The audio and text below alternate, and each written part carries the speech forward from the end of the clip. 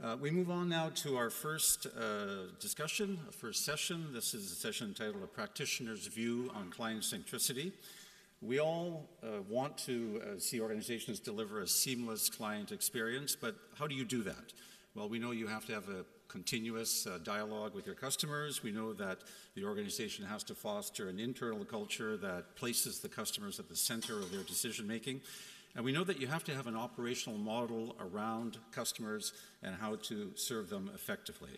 This next session, the panelists will be on stage in a moment, the next session will discuss the practical challenges around doing all of that.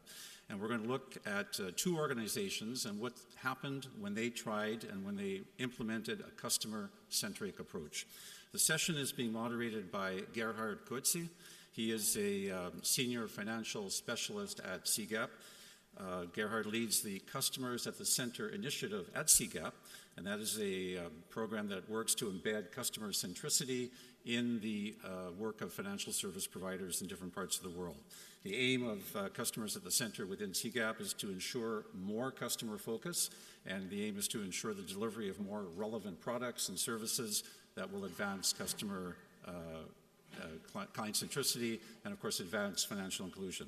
So that makes him the perfect moderator, I think, for this panel. So Gerhard and the panel, would you please welcome them?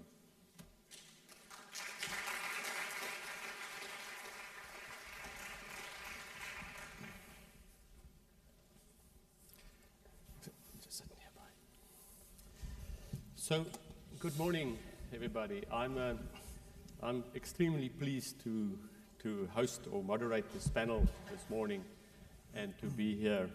And this is my first public appearance as a CGAPper.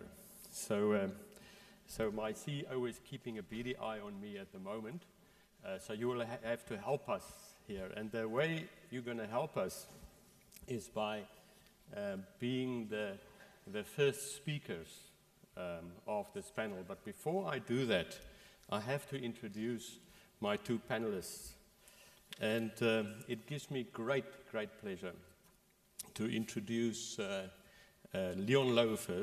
Lourens first. Leon is a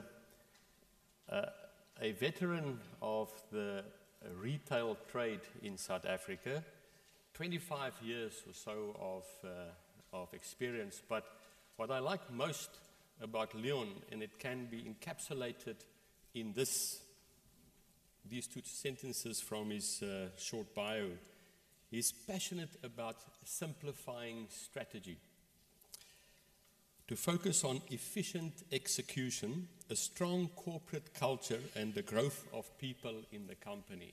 With those two sentences, I'm sold. I'm there, right?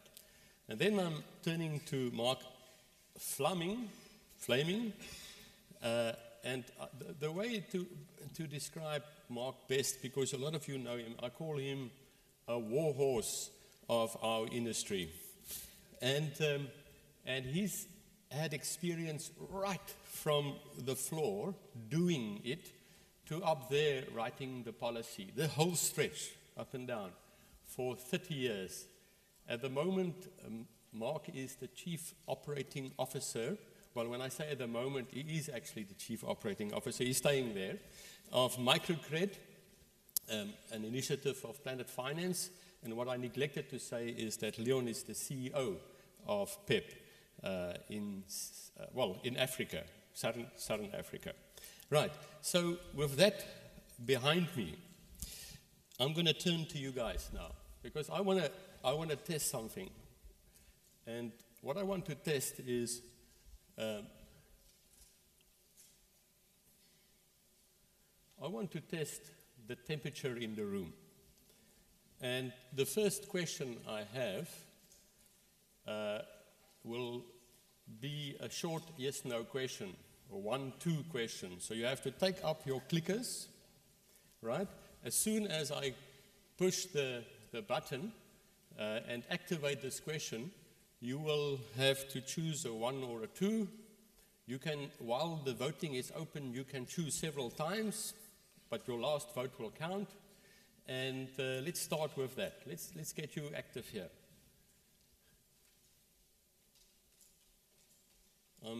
Is this Is this open? Okay, there we are. We are already on 82 votes. You guys want to vote?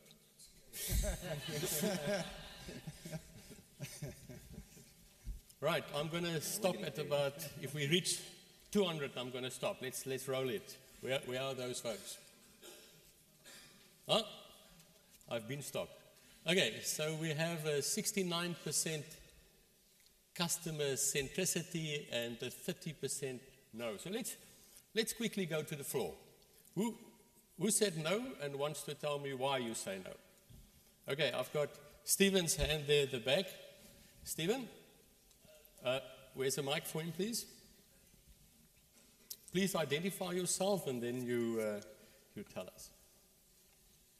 I'm wannabe-centric. I work for World Savings Banks Institute. I think we're becoming more client-centric, but we don't really know how. This morning's thing was very useful, but it's really hard taking it to the next stage to the members. So we had to vote no in terms of the current reality. Thanks, Stephen. Let's go to a yes. Anybody that said yes, this side of the room, that want to share the reason for the yes? No takers. Okay. Okay, so you are client-centric, but you're not really sure. You can tell us why. Okay, I've got a hand. Very good. Oh, you had a hand here? There's the hand right in the middle there. Oh, we've got a gentleman. Okay, let's do that. Sorry about that. So my name is William Durban from Fidelity Bank, Ghana. I said yes because we are probably the only bank with a financial inclusion business unit focusing on the unbanked. And by doing that alone, it shows that we are client-centric. But listening to what the former presentation, I think there's some structure to it, and there's more that we can do. I think, generally we are client-centric. Thank you. Thanks, Will. Thanks, Will. Okay, I'm going to close this one, and we go to the next question, and maybe there's an answer there then. Okay, so we're opening for voting. Customer centricity is mostly about having the customer reflected in the vision, mission, and strategy. Frontline staff constantly engaging with the customer. Thirdly, using human-centered design. You just heard the presentation to offer the right products to customer. And fourthly, I'm not sure. Let's vote.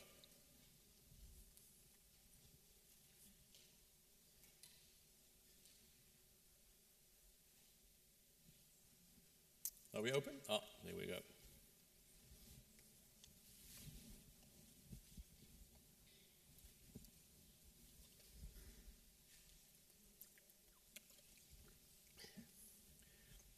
Right, since I have excellent technical backup there, I'm not even going to tell you when we're stopping. They will stop you anyhow. So as soon as we have the answer, we'll quickly look at that.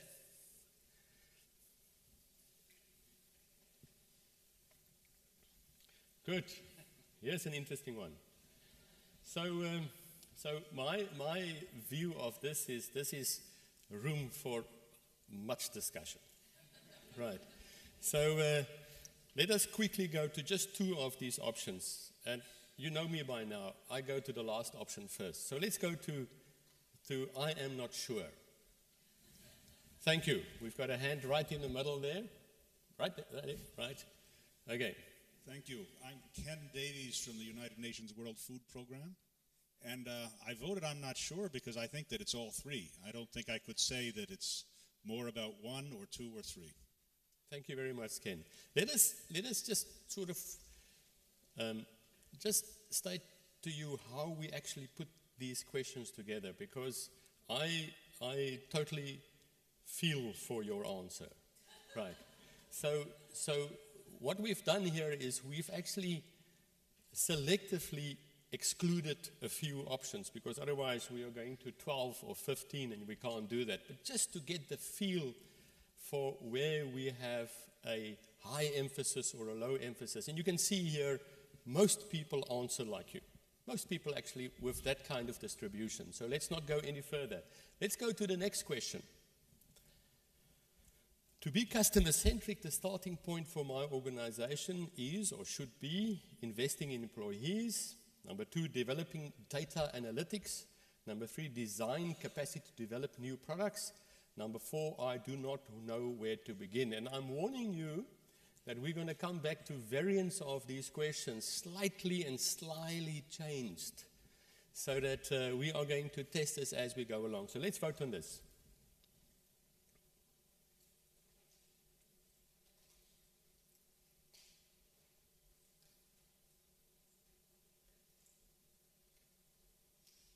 Good, good.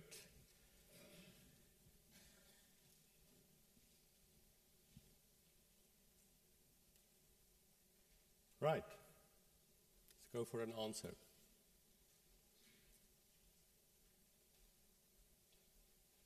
Okay, investing in employees, the frontline staff, the people who interact with our customers, 40%. I do not know where to begin, 12%. So let us go to number 3. Somebody that answered number 3, design of products. You raise your hand, maybe share with us the reason for your answer, why that is the starting point.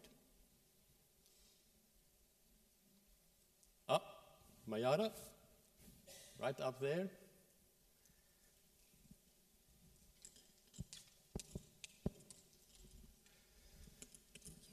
Good morning, I'm Mayada Baidas, and I go back in microfinance to the Ohio State University, and today I manage a financial institution. It has been my experience that understanding markets and the client demand for financial services is a very good place to start in order to design the financial products. Understanding the financial structure of how people manage their money, what they're currently using in informal services, and maybe sometimes some formal services already, gives us a good idea of how to design a product that suits their needs and their repayment capacities. So that's a good place to start.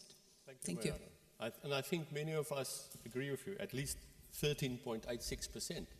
So let us roll on, and I want to get to my panelists, but before we do that, I want to quickly share a few thoughts on you, because we started out with Leslie's great story, right? I especially like the last part about the compliance stuff, but anyhow, being a past banker, you know where my problem was. So the first thing I want to say is that we're sitting with many challenges at the customer level. Challenges from James in Ghana. These are not made-up quotes, these are real quotes, where he tells a story of immense effort to send money. We see the story of Grace in Kumasi in Ghana, where Grace has to be protected against people stealing her money and against herself. And that's an important one. Many people say, I like to bank with this bank even though they are so bad because it's so difficult to get to my savings. It protects it against myself. So it's a very strange way of looking at it, but people use things to their benefit for their needs. Some people have heard of mobile money, and we will see just now that even though we have a big deployment of mobile money across the world, we do not have that much use. And then the scams, which we've picked up all over and we are depicting with this specific slide. So there's a lack of customer centricity, there's a lack of understanding, and even if we design something, we do it so confusing that people have no idea what we want them to do. In fact, sometimes when you interview the frontline staff, they do not understand the products they have to sell to the clients. Then you go to the head office and you say, can you explain to the frontline staff your product? And they can't. So it's an absolute entrenched problem that we have. We tend to take products from certain segments and panel beat them for the poor, and then we think the poor will be satisfied with that. So access and use are also not the same. We have major deployments, low use across the universe. high dormancies in accounts, high dropouts in microfinance organizations. So the question and where we're going to get to our panelists is we're going to start with the client and see how they have done it. Right. But before that, customer centricity is not just there because we are feeling good about the customer or we want to feel good about the customer. Customer centricity is there because we think that we're focusing on that because we think that is the essential business model, the one that will make sustainable value for us over the long term. Right. And there are two ways to look at this, and we depict them there. One where you are product-centric and you go in the circle of forever pushing product and getting less and less revenue because people don't use it. Or you go in the circle where you actually design something and embed it in such a way that people use it. And my last slide, just to put ourselves in the shoes of these two gentlemen, is that customer centricity is much more than designing a prototype and putting it on a table. And Leslie told you, and she showed you how they went the whole hog to testing this in the market, to rolling it out, to fine-tuning it. But what we want to emphasize in this session that focus on the service provider is that once you've done that, you are only a little while on your road, on your journey. There are several other areas of extreme importance. So if we start with the pillar of creating the best customer experience, which means you start with those insights, the synthesis, the ideation, building the prototype, testing it with the customer. But this is not the product we're referring to. This is experience.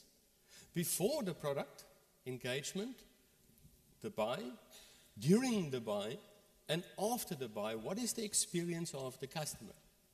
Secondly, what is the operational model you build in your organization to deliver this?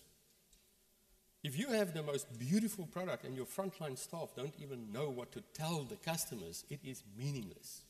If your compliance officer get up every time you've got the best design and kill it to standardization of product, it is meaningless. Thirdly, empowering your employees.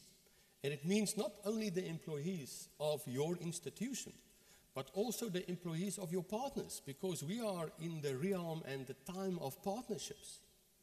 So if it's an agent, a mobile money agent, that is your partner, the interaction with the customer should be the way you would have interacted. Fourthly, value creation. For who? For all the stakeholders. For the customer, for the service provider, the investor, the staff. Unless you embed customer centricity in all these areas, which we call the pillars, you may miss the whole point of delivering that to the customer. And to really help us to understand this, I'm going to turn to real life stories. Now, Leon is living this for the last 25 years that he worked, but for the last 10 to 15 years where they've implemented changes in their massive organization, 1,600 branches across Southern Africa. And Leon, please, are you going to run it from here? Yeah. So over to you. Leon will focus on leadership, culture, and empowering your employees with the customer in mind. Thank you, Leon. Well, good morning. And Roger didn't mention Goeiemorgen, Sawubona, Molo, and that's just 4 of the 11 official languages that we have in South Africa. Gerhard said I've been in retail for 25 years. Of course, you know that in South Africa we stopped school at 10. So I'm not that old. Let's talk about PEP. In PEP, we truly believe that your employees will treat your customers only as well as you treat them. We also know that customers are not statistics or numbers or demographics. And to prove that, we've actually changed the way we describe our customers. And there you can see the definition. We describe our customers as remarkable people who, on a very small budget, make it possible for their families to live with dignity and pride. And we believe that if we as a team know that, then we will act in the right way to serve those customers. We also have a very simple vision, and that's our whole vision. Delighted customers, our focus and pleasure. Ladies and gentlemen, over the next few minutes, I'm going to try and describe to you very shortly a little bit of our journey to becoming a more customer-centric organization. PEP started in 1965, selling clothing to the low-income mass market in South Africa. Obviously, clothing at the lowest prices that we can possibly offer it. And we were extremely successful until the 90s. And slowly things started turning to the wrong side. And if you look at this graph, you'll see that by 1999 we made a profit. We were almost bankrupt. We made a profit of 2 million euros, and that I can tell you was overstated. After that, the last 14, 15 years, and what happens when that happens? New management team, of course. So this is what happened in the last 15 years, from 2 million euro operating profit to 200 million euro operating profit. An average growth in operating profit of 34% per year over the 15 years. But how did this happen? How did we almost go bankrupt after such a successful start? It was simple. South Africa changed, but we didn't change accordingly. Our customers changed, but we didn't change. So we lost track of the needs, the desires, and the aspirations of our customers. So this new team came in and they said, okay, the first thing we need to do is we need to focus on the customers. So what was our vision? As I mentioned, we said delighted customers, our focus and pleasure. Then we had to decide or talk about, but what are we there for as a company? What do we want to be? What is our purpose? What is the meaning that we want to create? And it wasn't only to make profit. As they say, a company that exists only to make profit is a very poor company. So we said, we want a specific cause, and that cause is very simple. We want to make it possible for everyone to look and feel good. That's as simple as it is. That's our cause. So with the vision and the cause, we put the customer at the center of everything that we do in our organization. It all started, the success of the turnaround started with this statement that I said right at the beginning. Your employees will only treat your customers as well as you treat them. And the first thing that we had to establish, or that we established, was a culture. And it wasn't imposed on our employees. We actually involved them in the process. The bottom line is 3 words: dignity, respect, and growth. That encapsulates our total culture that is very strong in PEP and that we are extremely proud of. We treat each other with dignity and respect, and we treat our customers with dignity and respect. But the secret word is growth, because we want everybody to grow. In fact, our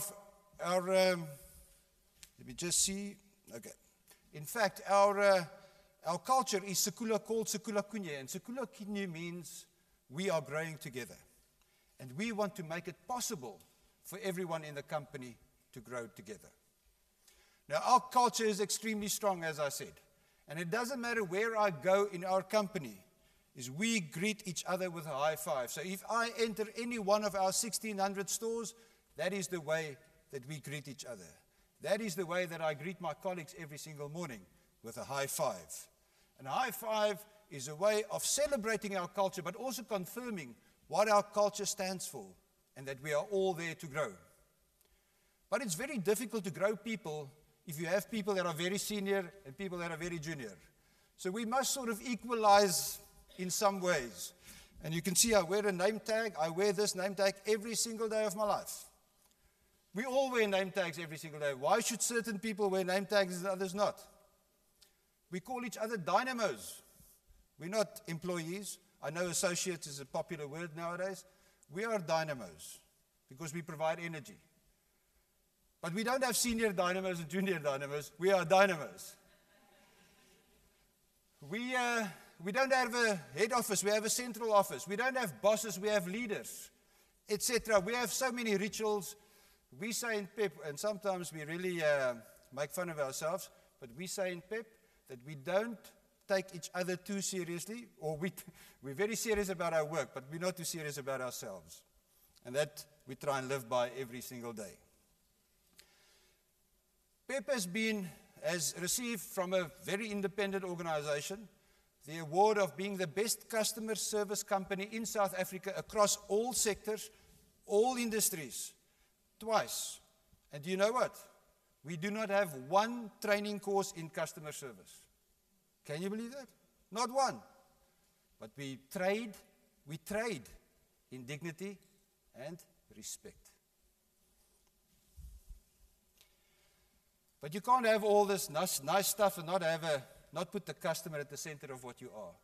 And that's what we are all about. We are obsessed with our customer, and we are obsessed with understanding and knowing our customer better.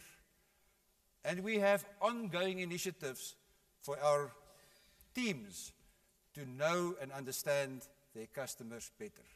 When you have customers that on a monthly basis, for a family of 6, on average, this is not average, 70% of people in South Africa, as a household of 6 people, earn less than 300 euros a month. Then you have to understand that customer, and you have to understand that 1 euro can make a big difference in their lives. So we have these initiatives that run on a continuous basis, and you will see it all around our offices. In PEP, we try and create meaning. And that meaning is what we can contribute to a much broader society than just inside our own organization. It is important for us that every single person that works in that company understands why and how they can contribute to making the lives of our customers better and easier. So the person that makes tea, the person that cleans, they must know that they are there to create an environment where all of us can make the lives of our customers better and easier. The buyer that goes to China to negotiate a price on a product must know that they are not negotiating for themselves, but they are negotiating for the customer. When we cut costs in the company, and by the way, we are 10% lower on cost of doing business than any other retailer in South Africa, but when we do that, we know that we are saving costs so that we can save on the price for our customer. So everything that we do is aimed at serving the customer better and making their lives easier and better. We must also know what their needs are, and that is why we now have financial services and banking products, because we know that the customer much prefers coming to a PEP where they are treated with dignity and respect than going to some other institutions. So to summarize, we believe in a strong culture that is aimed at yourself or ourselves and our customers. We believe that you must put the customer at the center of everything that you do. We believe that you must have a much broader purpose than only making money. And we believe that your employees must understand clearly that they can make a difference in other people's lives. Thank you.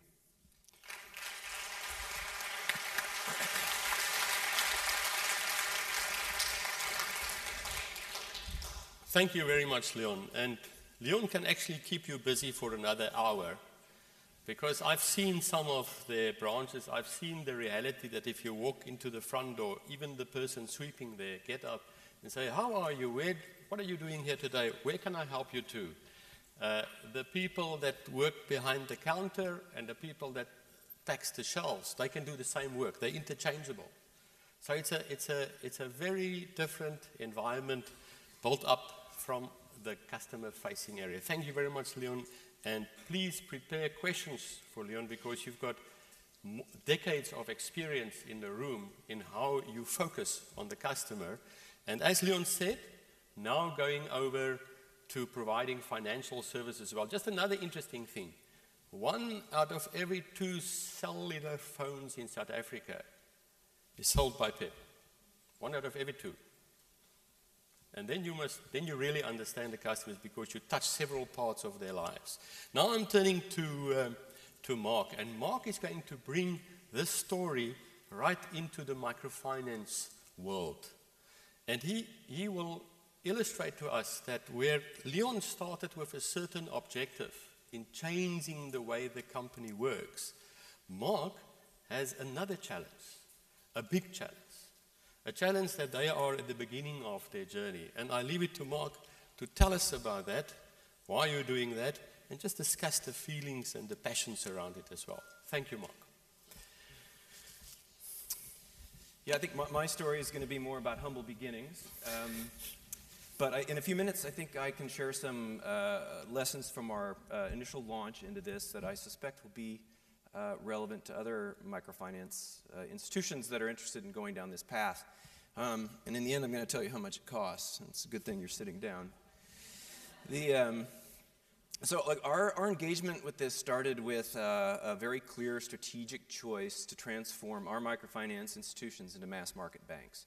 So customer centricity for us was sort of a first step challenge, recognizing that if we want to be relevant to our customers in new ways, if we want to be relevant to new customers, we need to develop an entire different orientation. We need to be like a fast-moving goods company. We need to be like a mass market organization. And the very first obvious realization was that, yeah, we need to figure out how to be customer-centric. And that's not insignificant, because I think all of us believe that we are customer-centric and we all are passionate about serving our customers. But for us, this customer centricity, it had a number and it had a face. Most of our employees are very passionate about the customers, but it was a different thing to say, yeah, but we want 1 million customers, not 100,000 customers. And who are those people, and what do they need, and what do they want? So for us, this started out very much with a recognition that we don't know. And I think that that's really important, because if you go to your staff and you just say, okay, we're just going to keep doing what we always do, but we're going to be nicer to the customers, frankly, it's not very tangible. It doesn't put a number on it. Our first challenge really came with engaging with the design firms. And reconciling what we needed as a financial group with what was on offer. And recognition actually to Leslie Witt, because she spent a lot of time with us and went through a fairly broad offering that IDEO had. But in the end, being a group of microfinance institutions in 7 countries, I, as the operations officer, needed to build this capacity into my organization. Hiring a design firm to come in and deliver me one product was just an expensive way to have fun. So in the end, we engaged a couple of ex-IDEO people, with Leslie's blessing, did not steal them, and we started experimenting with these two. And so here's a couple of lessons. One thing that has worked very well is that we're very sure that the very first component of our enhancement of the customer experience has to do with proximity. We've reached the limits of bricks and mortar in our African subsidiaries, and we needed to move the services closer to the customers. And so one of our first challenges is creating a cash merchant network of service points where our customers can do cash in and cash out. So right away, we had a very big design challenge, and that design challenge lent itself very well to human-centered design processes. But more importantly, we hired a whole new group of people, created whole new departments, and set them to work. They were not distracted by other day jobs. They were not bogged down by our core business. And so we focused, first of all, on some very high-profile initiatives where people had dedication, time, and resources to deliver. That's worked very well. The second thing that we did is we started training across the organization, because we realized, well, the customer experience is affected by all parts of the organization, and therefore we needed to train everybody. So we did. We did these design sprints and trainings, and I did them with my ops people, I did them with my commercial development people, even did them with our CEOs. What did we find out? Turns out people have day jobs.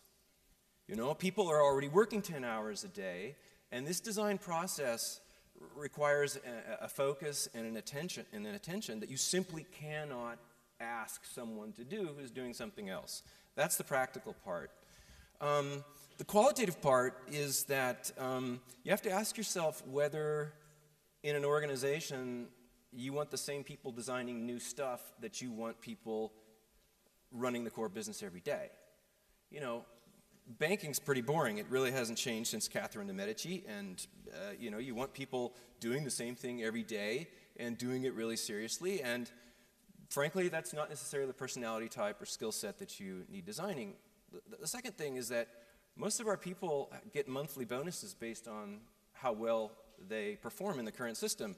And you know, nobody is going to mess around with the bottom of the boat when they're rowing it. You know, so for all of those reasons, I think incentives, time, you know, we discovered that in the training that we did of our staff, this human-centered design concept resonates immediately with everybody. You know, what's not to love? But when you ask people to start changing the core business that they're paid to do, that's not so easy. If you're going to really go out and innovate with new things, you have to be willing to fail. And failure is not in our vocabulary for our operations people. You know, we pay them to perform. So, you know, setting initiatives aside, giving people permission to fail, creating metrics that are more design-driven and more customer-centric driven, that's worked. The sensitization and the training that we've done across the organization, I think, has been very, very useful. It's created huge appetite. Obviously, those people will be absorbing the new products, the new experiences, but I think that's really lesson number one. Pick high-profile, easy-win initiatives, put dedicated staff on it, and then do it to validate the process. And then little by little, think about integrating those things into your operations. Let me talk a little bit about how much this costs. You know, again, we're doing this because we want to serve more people. We want to be more relevant to more people. So if you're going to innovate and design and change the way you do things, and you're going to change the customer experience, you know, you have to ask yourself, well, what are you going to do with it? All right, can you scale it? How relevant can you be? And for us, and I think for almost every microfinance institution in Africa, you know, bricks and mortar is a very, very real limitation on how many people you can be relevant for if they have to walk 30 kilometers to get to your branch. So the whole question about being relevant to customers has a scale component to it, which has a very demanding component to it. So here's what we did. First of all, you know, this started with a vision from our CEO. And the holding group created my position, the COO position, and I was hired and mandated to roll this out. We brought in a lot of talent and are restructuring at the holding company level. We put IT under operations for better integration. Our ex-IT director is now our director of innovation and technology. He drives all of our technology-driven solutions in the operations department, as well as the rest of the company. We've just created a data analytics unit, and we are completely restructuring our approach to commercial development. So commercial development is now incorporates customer service, product design, and promotion.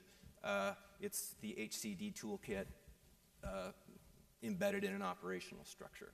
Okay, that's just to start. Then at the subsidiary level, in Madagascar, we hired the man who launched Airtel Money, basically stole him, and he's joined us. So we created entire staff. We migrated our entire core banking system into the cloud, acquired a world-class switching system, have engaged many consultant service providers in, call centers, things like this.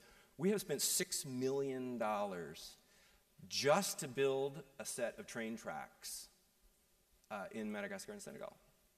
And that, has been, half of that was our shareholders, and half of that was the goodwill of MasterCard and IFC. But that gives you an idea of how much it takes to reorganize a microfinance institution and position you really just to play. That gets us on the pitch.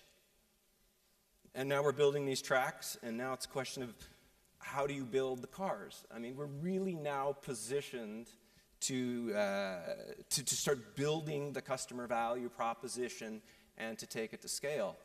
And it's a bit sobering, but I think that if you really take the time and think about the things you're hearing about how you take design, how this customer-centric design works, and you think about what kind of positions you would have to create in your organization and what kind of technology you're going to need, if you're going to take it to scale, it's a significant investment. Thank you very much. All right.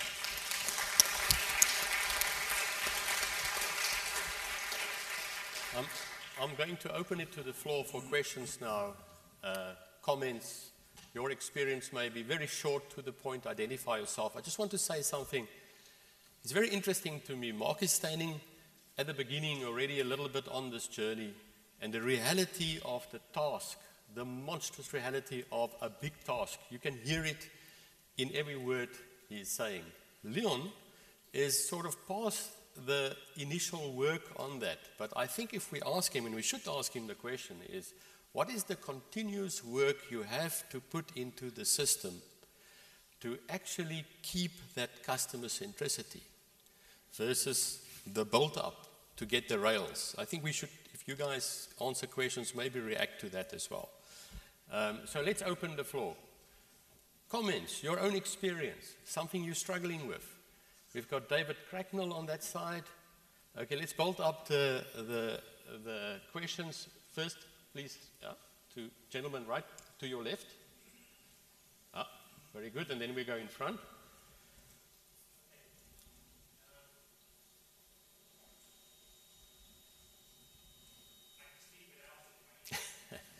We know you can. I'm sure I can be heard.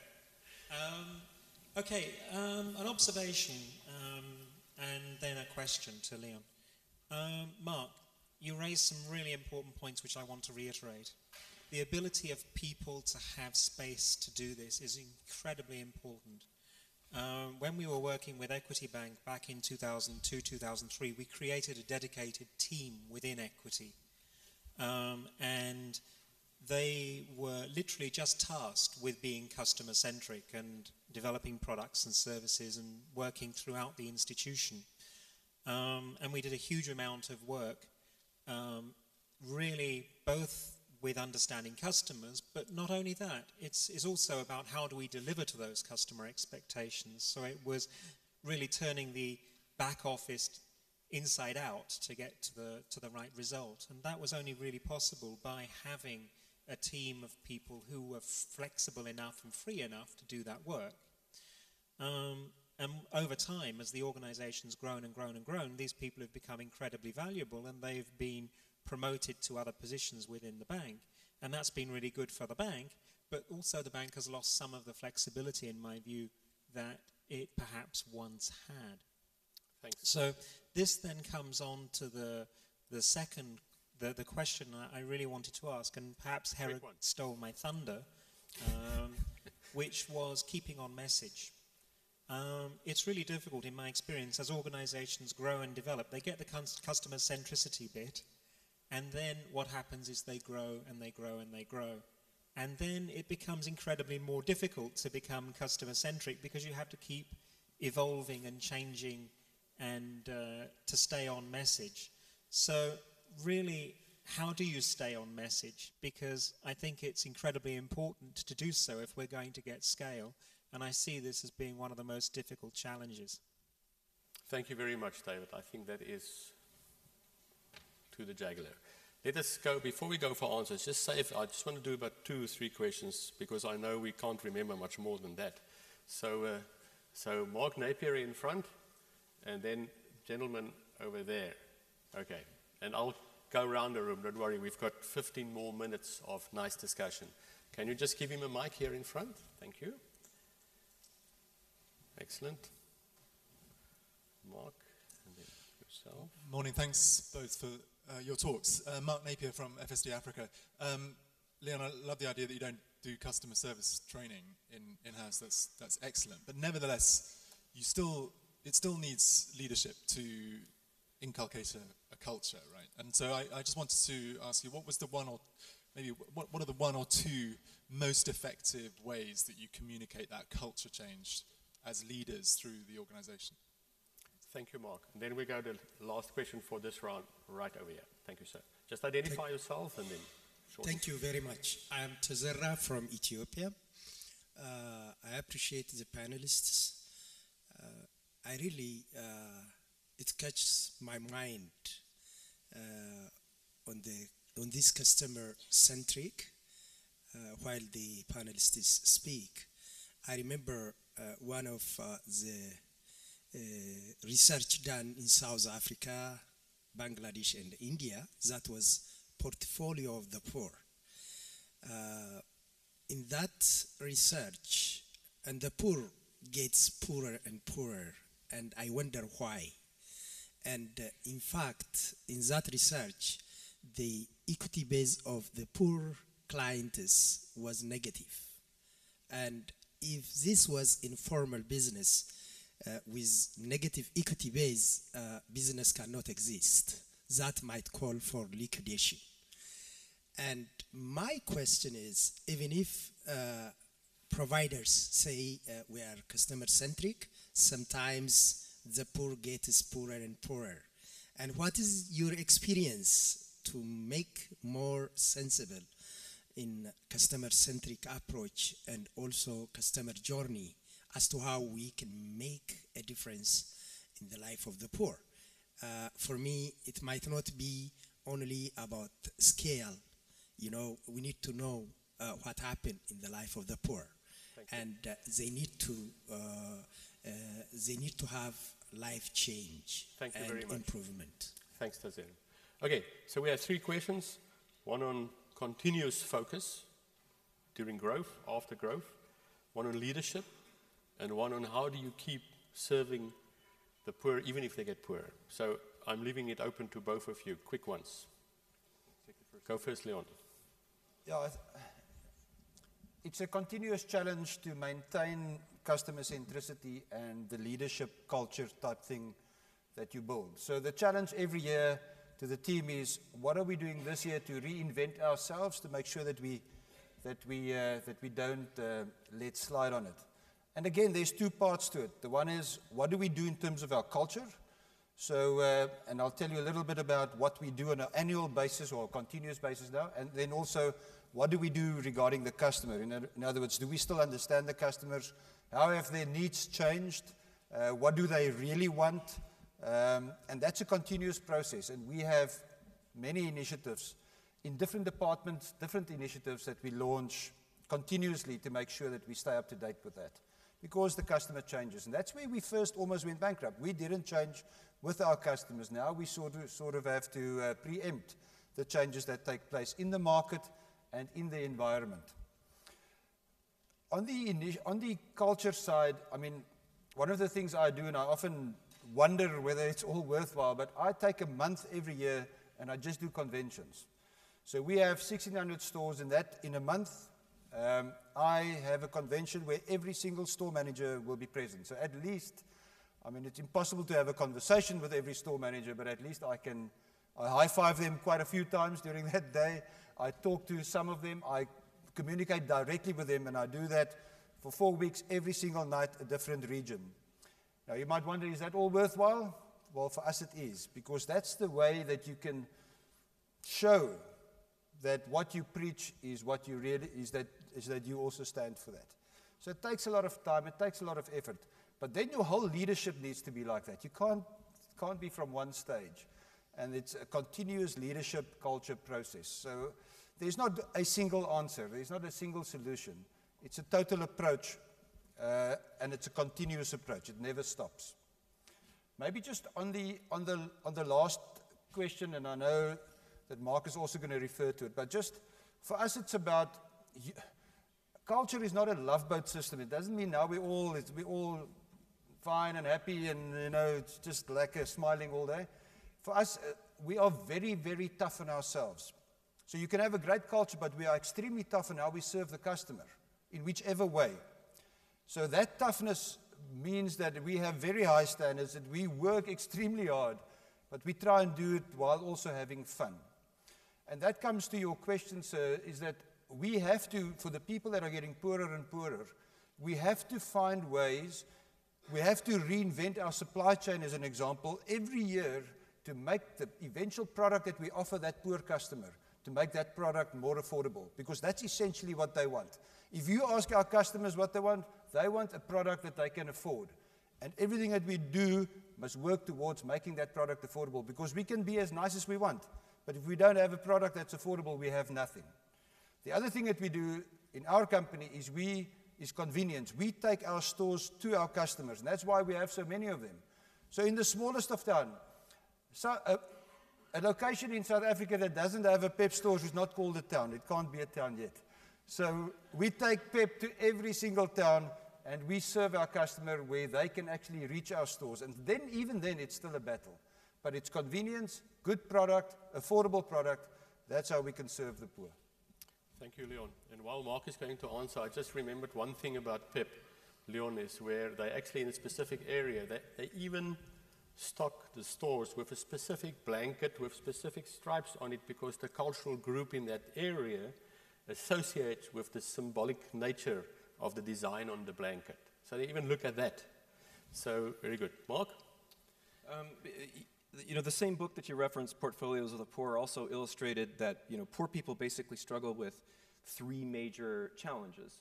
One is saving money for the long term, the other is managing irregular cash flows, and the other is dealing with crisis events. And for us, that is becoming the focus of how we think about how we serve our customers. And that's very different from saying, oh no, we're microfinance, we only finance productive activities because that's not consumer credit, and we want to make sure that people benefit from our money. And frankly, I think we've created an entirely artificial idea about what creates value and what destroys value in the poor household.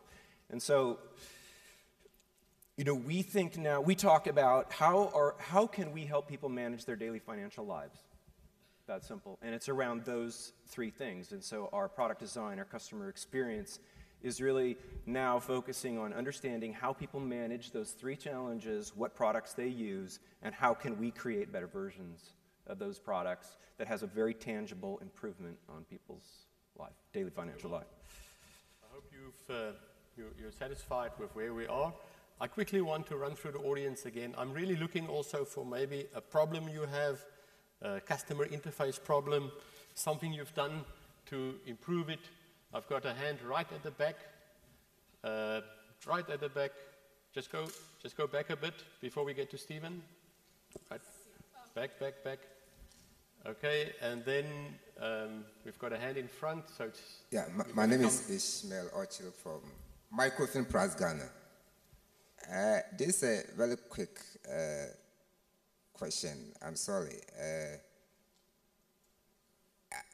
As much as you want to be customer-centric, the challenge that you normally face is the issue of how can you do that when you are working within a certain legal framework, particularly with respect to the central bank's position. I had a very bitter experience where I wanted to use a village savings and loans concept, build on that to deliver financial service to individuals. And a central banker inspection team came, and they never understood that. Though, so far as the client was concerned, it was what they needed. So I wanted to ask particularly Leon, how did he manage that to be able to grow the profit of average 34%, still maintaining their clients? What was the challenge that you faced, particularly with respect to the legal framework, and how did you manage it? Thank you very much. So, Leon, the question is, and you'll have to translate it into your world, the question is that, yes, I want to be customer-centric, but there are rules around me, the central bank rules, the sets of rules that contain me in a certain area, and how do I overcome that, and how do I work around that? That's the way I understood. Is that more or less correct? Thank you. Then, Stephen, just you have the mic, and then we come to gentleman here. Just a very quick one to add to that, to both of you, because you clearly both turned your organisations upside down. Do you reckon it could be done with any organisation with any history? Or, you know, what specific, because you already had your vision? Thank you, Stephen. And then we, right in front here, we've got a mic. Just speak.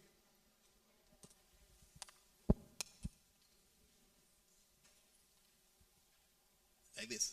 Okay, thank you. Leon, first question for you. First, let me say you've done a lekker job for the last 14 years to grow PEP in that the way you have grown it. Just to get a feel of really what you've done internally to give it a better perspective. How has the environment around you moved? Did other institutions in your industry also grow or decline when South Africa changed, and have they changed as well? So as to put what you've achieved in perspective for us to understand. And for Mark, you talked about a 6 million investment so far to grow this capacity within your network. What are the tangible results you attach to that? Not necessarily monetary. I mean, it depends on what your strategies are and what you want to achieve. But the issue is, what are the tangible results you add in terms of that capital expenditure? Thank you. Thank you. And I'm going to take one more question here, and then that's finished, and we give you guys the last say. How's that? Lady right over there. Good. I'm Patricia Rodriguez for self-funding communities. Our problem is, well, kind of the opposite, because we work at community level in community managed microfinance in Europe. So our products are more than centered, are based on people. So they create they design their own financial products. It's like a kind of do-it-yourself microfinance. So the problem is more scale up, because maybe the financial product, we help them to develop this product, to make it real and less risky. And but I mean, the problem is that maybe one product that works for low-income people with mental health disorder doesn't work for women victim of violence, for example. So the problem in design is the second part, how we can scale and how we can, I mean, make these so personalized products be more open and. Okay, so I'm going to try. So their approach is very specific to the people, and they co-create with this with their clients, right? But co-creation for clients of a certain segment versus co-creation for clients of another segment means that you have different ways of interacting with the client, and the problem is, how do you scale that? Is that? Yeah, right. The second question, can you repeat the second question from back? Stephen's question? Yes, from Stephen. Stephen, just repeat your question quickly, and then we go right on. In WSBI, we deal with a range of organisations, some with, say, a deep postal history, some with a very specific local or cooperative model. I was really interested in what Leon was saying. He took an organisation that had gone into decline and turned it round. And you were dealing with people who sort of come from an environment of decline, as many of our members are as well. You know, could you take your model and apply it, say, to a state postal service? And the same really for you, Mark. In effect, you sort of turned around a traditional operational model. Do you think you could do that in any financial service environment, or was it because you already had the driving vision? Great.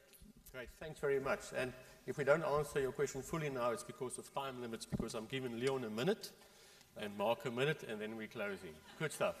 And remember, I can only remember 2 questions back, not 3 like you. The first one is the environment, the regulatory environment. I think that for us the secret is not to think like them. We think like business people who want to produce or want to offer a product to our customers that will make their lives better. If that's the way, because once you start thinking about all these regulations, those hurdles are so big you'll never get anywhere. So rather try and create the product almost and then say, okay, how do we make it work? And we've got a colleague of mine here, Paul Leroux, and he's one of he just doesn't take no for an answer. So he then drives that product, and eventually we make it work. And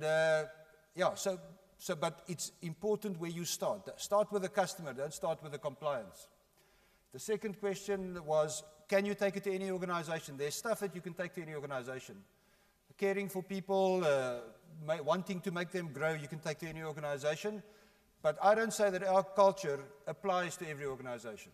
Not in the least. On the contrary, we have sister companies that are extremely successful in South Africa, very, but whose culture is very different from ours, but they are very successful.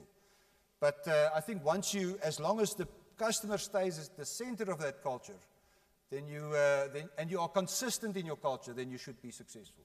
Thank you, Leon. And if we didn't answer the question, go and attack Leon during tea and say, where's my answer? Good. Mark, last minute. I did some work with a man named William Rybeck, who worked for the Federal Reserve of the United States, and he was responsible for regulating all foreign banks in the United States. And he would stand up in front of regulators and say, I break the law every single day of my life because the laws of the United States do not allow me to do my job. And that is exactly the same thing I'm going to say to you, is that you have a moral obligation to do everything you can to get around the limitations that regulators are putting on financial inclusion. And I have spent half of my career training, working, and building banking regulations. I'm not just a fussy commercial guy. I used to believe in it. To your question, there's one thing banks can do to recoup the $6 million that no one else can do. If I had to recoup that $6 million by charging customers for transactions, this wouldn't work. It's too expensive. But if I can spend $6 million and create a network so I have 400, 500,000 customers, and if each one of them saves 200 euros with me, I can pay for that.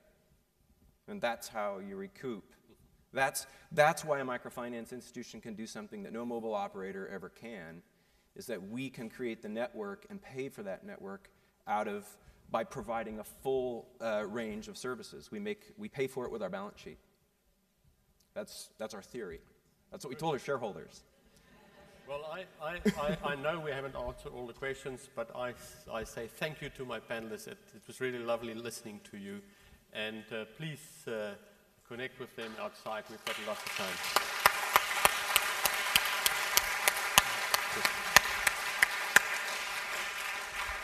Very good.